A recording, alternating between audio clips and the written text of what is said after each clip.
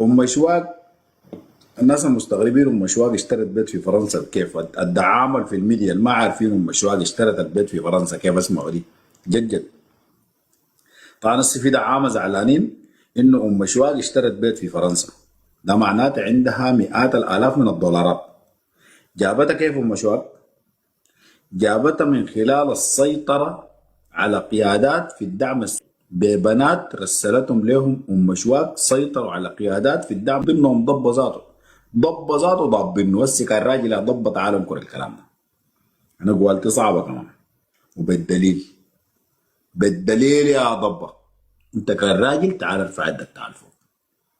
كويس؟ انت الناس اللي بيسالوا ليه بتدي ام شواق وما بتديهم، لانه ام شواق ماسكه عليك زله ببنات رسلتهم لك وصوروك عريان. انا اسماء البنات ما بذكرهم، بذكر اسماء الضباط والرجال. البنات عندنا وكان ده على الامر بنقول هي ذات البنات اللي قاعد ترسلهم لكم هم ذاتهم ماسكه عليهم زله. يعني بالعربي كده اعلام الدعم، الناس المسيطرين عليه مسيطرين عليه اي زول مصورينه ساكت. تجي القروش بفك الباص واتحداكم ما حيديكم قروش.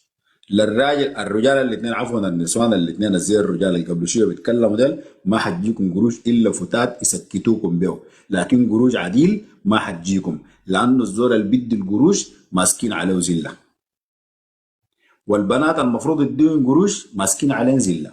فالقروش تجي من هنا لهنا والزله كلها ماسكه منه ام شواق. لما اقول لكم كوادر سرير وكوادر حنان وطرمبات غيار كنتوا بتزعلوا. دايرين ادله الراجل اللي يخلي ضب ما بمرق لزول ساي، بس جيبوا ضبه ولا قال لك الراجل تعال انت وام شواق. لو ما مرقنا الفضيحه دي الله ينعلي. تحدي بتاع رجال، اتحداكم جيبوا ضبه وام شواق. لو ما كشحنا العشاء طفلونا في وشنا. انا بنوريكم القواله، قوالتنا احنا كعب. كالاتي: واحد زائد ما في واحد. زول يطلع الدليل بتاع انه ام شواق ماسكه عليهم الزله بالسرير. عارف الادله ما في زول يطلعها الا نقول دي تمرق. احنا عارفين ال نمرق ال شنو نخلص. ال يا خال، احنا طبعا عندنا فقرة مهمة جدا، وهي ايوه فقرة يعني ترفيهية للشباب، حتشوفها بعد شوية، اسمها بكيت أم شواق في لايف دينا. طبعا قوية مفترية مغرورة قبيلتها. بالعكس أنا كنت قوية بشرفي وبسمعتي يا دينا، لأنه أنا عارفة البنات ديل مهما بحثوا وراي ومهما هناي ما عندي حاجة. أنا كنت بضحك بقول لهم الزول الدايرني داير فيني غلطة. أنا بشر، أنا هناي، لكن أنا ما بملك في الدنيا دي غير كلمتي وشرفي. الناس اللي قاعدة في اللايف ده أعلموا تماما إنه ما البلابسة الكسروني. انا لما جيت انكسرت بعد 3 سنة وانهزمت. انا هزمت لانه انتوا ناس المؤسسة جيتوا على شرفي،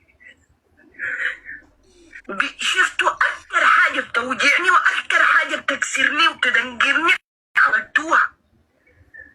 دقيتوا باي لايفات انتوا بنسوانكم تجيبوهم عليكم انه انتوا تطلعوا توضحوا.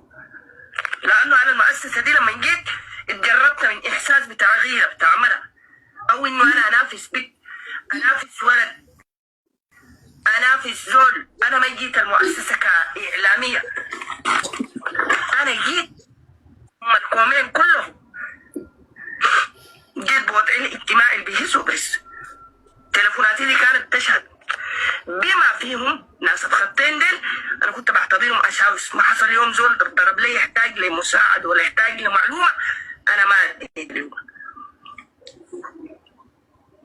بعد ده انا لما انتوا الناس ديل استهدفوني والان ظهروا ما في اي تحرك، بالعكس فكيتوا لي عاهرات زي ناس ايجابيه. اتهموني في عرضي في شرفي، ركبوني جريمه.